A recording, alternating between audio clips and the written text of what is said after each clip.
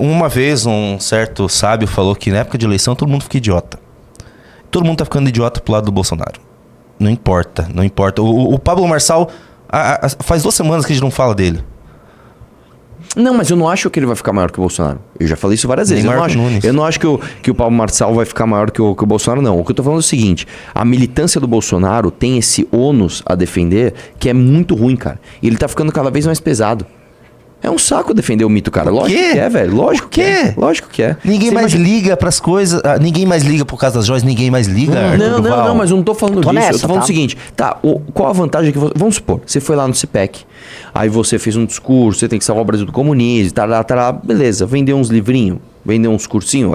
A galera da grana, beleza. E o resto? O que eles têm pra animar a militância a partir de agora? A militância do Bolsonaro tá animada. Ela tá animada. O Junito tá falando animada. Eu não acho tá que não, animada. Tá animada. As lives bolsonaristas começaram a bombar de novo. Eles estão animados. O Bolsonaro tá aparecendo em evento. O Bolsonaro tá fazendo, caminhada, tá indo atrás dos candidatos. Ele tá fazendo trabalho. E isso animou a militância. Quando ele tava fugido, ele ficou 6 meses chorando. Ali... Cara, tava todo mundo perdido. Cara, mas sabe por que eu não tô vendo isso? Porque esses caras são muito combativos. E eles são muito combativos com a gente. Não com a esquerda. Eles são combativos com a falsa direita. Eu não sinto ataque mais, mas porque... Posso falar? Eu já não sinto esse ataque há muito tempo e eu acho que tem razão de ser. Não vale a pena brigar com a gente. Eu sei, não. É uma briga...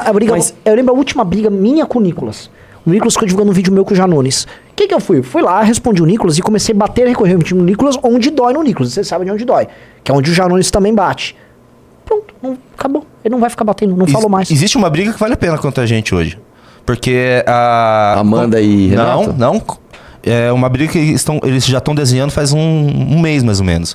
Porque como eles estão se colocando como os defensores da liberdade de expressão e tudo, a existência do MBL é uma chaga na história deles que é difícil de engolir.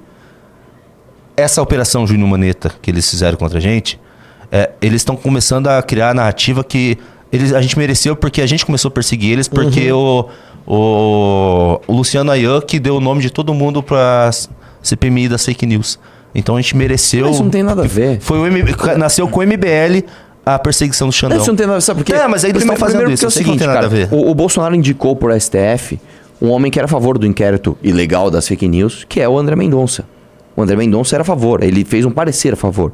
E ele foi indicado para o STF. Depois que ele foi indicado para o STF, ele mudou. Eu sei que não tem nada a ver. Aí outra coisa. O que você está falando mesmo? CPMI Fake News. Porque eles estão falando que o MBL que começou... A perseguição que o Xandão está fazendo aos bolsonaristas é culpa do MBL. Puta, eu ia falar uma coisa, eu perdi agora. Escapou da minha mente. Puts. CPMI Fake News... Você falou que não tinha nada a ver, você falou que não fazia sentido. Cara, não inquérito ilegal, o que era mesmo? Assim, esqueci. Mas pra colocar assim, eles fazerem uma defesa dessa, obviamente que é uma coisa arbitrária. Então eles estão falando assim, olha, é válido fazer perseguição judicial, dado que isso não é um argumento deles, tá? O MBL estava entregando figuras na internet nossas pra CPI. Vamos lá. Existe uma diferença, vamos supor que o MBL está fazendo isso, porque o MBL não estava, tá? De acordo com eles, o Luciano Ayan, que não era do MBL, era uma pessoa, um amigo nosso, como foi amigo de bolsonaristas, tá? Lembrei, desculpa. Lembrei o que eu ia falar, vai lá. Vamos supor que o MBL tivesse passado para a CPI. O MBL era alvo de ataques e cancelamentos, ataques contra familiares tocados por esses bolsonaristas. Havia uma CPI sobre isso. O MBL poderia muito bem fazer isso, porque o MBL estava sendo atacado por eles, e aí é o famoso chumbo trocado não dói. Estão nos atacando, nos cancelando, mentindo sobre a gente, cometendo crimes sobre a gente. Teve inclusive gente, bolsonarista aqui naquele começo de 2019, bateu em militante nosso, bateu inclusive em gente menor de idade, tá? Ora, chumbo trocado não dói, né? Tudo dentro da lei. Não é aparelhar nada e tal. Mas não é o caso, nós não fizemos isso. Eles atribuem, por exemplo, sei lá, uma matéria que o Fux fez, que foi usada como... base na CPI das fake news, a CPI das fake news serviu de base essa aí pro inquérito do Xandão, aí o Xandão começou a perseguição. Cara, não é isso, o Xandão ia pegar vocês de qualquer forma, porque era público e notório quem estava fazendo essas operações em redes sociais de divulgação de notícia falsa, de perseguição de opositores e tal, e o Xandão ia chegar em vocês cedo ou tarde, com ou sem Joyce. Então, isso é apenas uma realidade. Quem motivou o Xandão a fazer isso, lembrando que a operação lembrando que o inquérito do Xandão nunca foi sobre Bolsonaro, ele começou sobre Lava Jato e ele mudou pra Bolsonaro por culpa dos bolsonaristas, foram vocês. Eu já comentei aqui, é sabido por toda a política. Vocês atacaram a filha do Xandão. Ficaram mandando perfil falar que ia matar ela, coisas de caráter sexual com a filha do Xandão. Aí o Xandão falou, é esse o jogo? Vocês querem escrotizar? Vou escrotizar. Aí vocês arrumaram o teu inimigo. Não é culpa do MBL que vocês fizeram isso. E outra coisa também que eu lembro agora, eles falam tanto de liberdade, porque eu lembro que um dos ataques que a gente mais sofreu foi, vocês quiserem pedir até o churrasco do presidente. Foi o Pavinato. Quem foi o autor da ação? O Pavinato, que é hoje o rei dos caras, bicho. Então, assim, fatos pra esses caras não tem nada. Mas eu sinto que, assim, cara, é muito difícil você reviver um Bolsonaro pós uma derrota com ele, com a máquina na mão, com outros concorrentes aparecendo e com, assim... Vou falar mais uma coisa, outra você tá errado. Você tá errado de novo. E outra coisa... O foco não é ganhar... Eu não acho que o foco seja voltar pro poder. O foco é Senado. Eles conseguem virar o jogo. Cara. Posso falar? Isso eles conseguem sem o Bolsonaro. Se o Bolsonaro falar assim, eu vou ficar de férias nas Maldivas, um abraço pra vocês. Carlos Bolsonaro consegue ser senador pelo Mato Grosso, que eles estão querendo, que aliás, meteram na bunda do José Medeiros, né? Ficou lá o José Medeiros, né? Não, é maravilhoso. Bolsonaro. Beleza, Zé Medeiros. Deixa o meu filho Carluxo ser senador no seu estado. Vamos meter o Carluxo lá. Eduardo Bolsonaro vai ser senador por São Paulo. É isso. Flávio Bolsonaro, se precisasse disputar de novo, ganharia. Isso eu não tenho dúvida. Isso muda a correlação de forças em Brasília com o STF. Não muito, porque assim, eles vão fazer acordo, eles não vão ir pra cima, eles só vão garantir o meu, mas... Sabe por quê? O próprio líder deles Mas olha isso aqui, olha na tela. Augusto de Arruda Botelho. A eleição mais importante dos próximos anos é a de 2026. E não é a escolha para presidente. A eleição do Senado vai definir os rumos da nossa democracia. Hein? Bom tweet. É uma thread ou só isso? Bom, não, mas eu concordo com isso, mas eu não acho que vai ter uma mudança de forças, cara. A gente tem que lembrar o seguinte, a maior parte dos políticos do Brasil, a esmagadora maioria, é do centrão. Essa é a verdade. Ninguém quer briga com o judiciário. E o próprio líder dos caras, o Bolsonaro, não quer briga com os caras. Mas, Arthur, o Bolsonaro não quer briga com o STF. O ponto é assim, ó. O plano todo deles consiste em mandar um monte de bolsonaristas puríssimo sangue para o Senado. Sim. E esses caras começarem a botar pressão. Por exemplo, abrir uma CPI contra o Xandão, ou pedir vamos dizer, o impeachment do Xandão, etc. Ou fazer uma pressão de tal maneira que mude a correlação de forças no próprio STF, aí a STF fala, Xandão, vai ter que ficar quieto, senão os caras vão pra cima da gente. Esse é o desejo deles. O que eu acho que vai acontecer na realidade, tá? Primeira coisa, o Augusto de Arruda Botelho falar isso é muito emblemático porque ele foi nomeado pelo Dino para ocupar um cargo no governo Lula na área de justiça. Agora o Dino foi pro STF, ele é muito mais Dino do que qualquer coisa. O que é o recado que ele tá dando? O recado do Dino lá. Ó, galera, é pra focar no Senado. Então vai ter uma super disputa pro Senado e isso é até bom, enfim, não era em mim, pra quem for disputar a Câmara dos Deputados pra passar de uma certa cláusula de barreira. Um animal felino com patas afiadas. Mas o Dino, os bolsonaristas nesse caso, eles vão ter um problema. Recentemente, o Moro, que conta como um adversário do STF, tentaram caçar ele, né? Aí ele conseguiu sobreviver. Mesma coisa o Jorginho Safe. Cara, todo mundo que vai subir pra lá vai subir com algum problema. Mas vai subir encalacrado com o STF. O STF só precisa ter uma composição de forças ali que gere um 50-50. Mas eu não acho que, por exemplo, o Sérgio Moro seja o fiel da balança, ou um aqui, outro ali. Né? O Bolsonaro colocou quantos senadores nessa última eleição? Bastante. Foram quase 20, Eles vão colocar bastante na próxima. Eu também acho. Então, esse número está colocado. O lance é, depois que o cara chegar lá, ele não vira escravo do Bolsonaro. E digo mais, o próprio Bolsonaro não quer, de fato, entrar na arena. Ele quer só mostrar uma espada. Ó, eu também tenho uma espada aqui. E beleza. Já é o suficiente. Tá bom. Eu também acho. Eu acho que é isso. Já é o suficiente pra conseguir um acordo na cabeça dele. Eu também acho que é isso. Eu acho que no final das contas é isso. Mas você acha que ele consegue o acordo? Depende. Qual é o acordo? Ele voltar a ser elegível? Eu acho que não. Ele não ser preso? Não, isso eu acho que ele não será. Já perderam o bonde da prisão. Eu acho que o Bolsonaro não seria... Se ele não for preso, não é nem por causa disso. É porque o Brasil é o Brasil, né? Agora, o que mais ele poderia querer? O cara tá cheio da grana. Tem uma base de fãs fiel.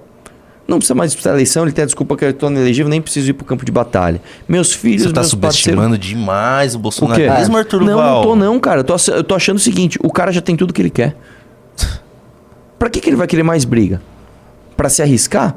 Não, meu, deixa ele com a dele lá. Ele é mamateiro, velho. No fim das contas, o Bolsonaro é só um mamateiro. Se ele e a família dele estiverem todos bem, beleza, ele fica lá fingindo que ele tá lutando, tá tudo ótimo. Vou discordar de você. Você acha que ele quer realmente ir pro pau? Não é ele quer. Imagina que você representa um fenômeno político popular gigantesco que tem repercussão com 50% da população. Você tem dezenas de deputados federais que dependem de você estar no jogo para se reelegerem. Você tem um partido multibilionário que vive disso. Ele não tá lá só pela mamata, ele meio que é responsável por toda essa turma. Ele é uma marca. Ele é uma marca. A marca precisa estar ativa, só. Faz o mínimo necessário para a marca continuar lá. Mas não é só fazer o mínimo, que o jogo ficou mais difícil. Ele vai ser obrigado a fazer mais do que o mínimo para poder existir. Exemplo? Vamos dar um exemplo. Para continuar existindo, ele precisa começar a fazer campanha, ele precisa fazer esses acordos horrorosos que ele faz com o Nunes, ele precisa... porque tem um ponto aí. Mas isso não tá ferindo o sistema em nada. Mas não é sobre ferir sistema nenhum. A gente sabe que não é sobre ferir sistema. A discussão é sobre manutenção dessa estrutura. Sim, eu também acho que vai. E eu acho assim, o bolsonarismo não vai enxugar de uma forma mágica. Eu acho que ele vai, aos poucos, se tornando uma coisa cada vez mais sem sentido. Porque o Bolsonaro, ele não é o dono de uma vontade insaciável de mudar o Brasil ou de arrumar briga com o sistema. Não, ele é sim. Não é, imagina. Ele é sim. Não é, ele é visto como ele... Exato, mas é ele não é no final das contas, Arthur Duval. Cara, vocês não estão entendendo. Eu tô falando o seguinte, eu acho que as pessoas veem ele como isso. E eu acho que isso tem de ser mantido, só que existem maneiras de você manter isso sem de fato entrar na luta. Por isso que eu tô falando, cara, no final das contas, tudo vai virar um acordão e vai estar tudo certo. Eu não acho que vai ter briga nenhuma, eu não acho que os ministros do STF estão preocupados com isso. Eu posso ser sincero, cara, eu acho que assim, a última coisa que pode acontecer no Brasil é um ministro de STF sentir medo de alguma coisa. É a última, assim. O dia que isso acontecer, nós realmente fizemos uma revolução. Nunca o Alexandre de Moraes vai sofrer impeachment, nunca um Gilmar Mendes vai... Nada, isso não... Que é, de fato, o que seria, né, a raiz da luta desses caras. Isso nunca vai acontecer. O Bolsonaro conseguiu um acordo com uma mudança de correlação de força, já é uma vitória pro Bolsonaro. Tudo bem, eu também acho. Só que eu tô falando assim, isso aqui, tipo, tira uma unha dos caras. Não, mas não é sobre tirar a unha dos caras. Assim, não foca muito no dano que ele vai gerar ao STF. Se ele muda a correlação de forças, eles são obrigados a mudar a forma de lidar com o Bolsonaro manteve a estrutura política dele viva e vamos dar um exemplo. Pro Fernando Holliday, que tá lá na base dessa operação, sei lá, vai falar um bolsonarista do Rio Grande do Sul, sei lá, pro Marcel Van Hatten. Tá funcionando, beleza. A máquina tá rodando. Ele tem duas coisas aí. Ele tem que manter essa máquina rodando em nome desses apoiadores dele, tá? Ou seja, uma estrutura política ao redor dele. E dois, ele também não pode deixar que ninguém acenda a posição de liderança da direita e ocupe o espaço dele. Por isso o desespero com Mas aí eu Pablo acho mais Marçal, difícil, cara. E por isso o problema que eles vão ter, porque assim, o Paulo Marçal não é o grande problema dele. Não, eu sei, mas... O problema dele somos nós quando tivermos partido. Mas então, deixa eu falar uma coisa. Eu não acho que eles consigam segurar a ascensão de novas lideranças na direita. Eu não acho que eles consigam. Não vão conseguir. Não vão conseguir. Por que eu acho não que não? Não vão, também tô nessa. Qual a diferença dele pro Lula? O Lula, quando ele chegou lá, primeiro que ele ficou muito tempo no poder e ele ocupou espaços em todas as instâncias de poder.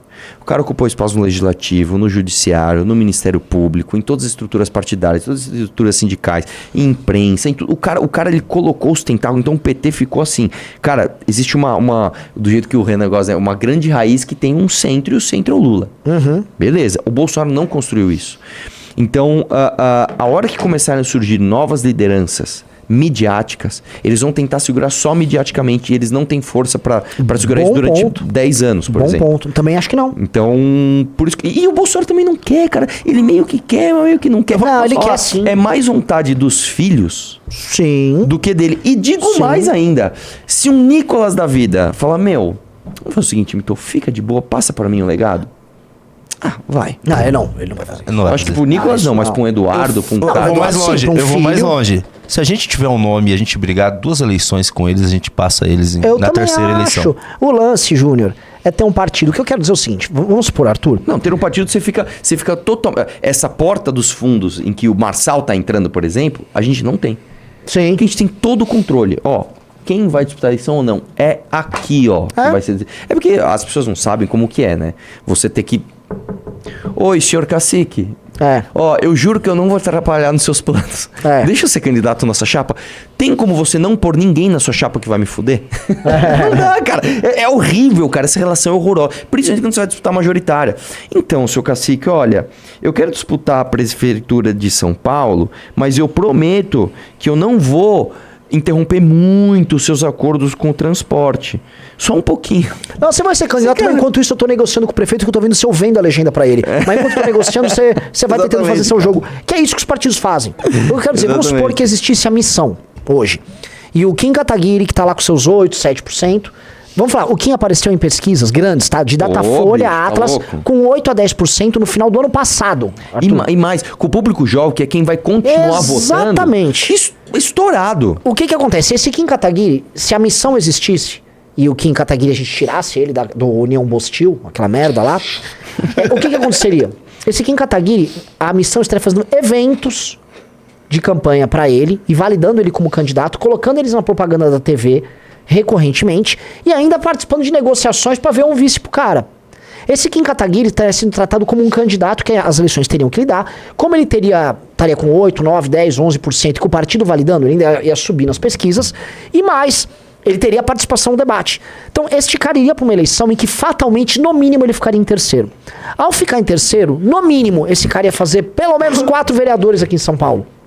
Ele ia fazer quase 10% dos vereadores em São Paulo, tá? Este cara, o candidato da direita para ganhar a eleição, vamos supor, Nunes, que o Bolsonaro tá falando, teria que sentar com o Kim para se compor, para ganhar a eleição. Tá? Aí vocês já vão entender o que eu tô falando. Ou seja, a gente já começa a encostar ali no bolsonarismo. Agora imagina o seguinte, qual é o maior nome da direita que surgiu agora na política do Rio Grande do Norte? Matheus Faustino. Qual é o maior nome da direita que está despontando agora em Recife? Sávio. Qual é o maior nome da direita que está despontando em Salvador? Sandro. O maior nome da direita em Curitiba? João Bétega. João Bétega. Imagina todos esses caras com partido. Então, tem um partido, a gente vai dando protagonismo para essas pessoas, e aí as pessoas, o eleitor vai fazer o termo de comparação.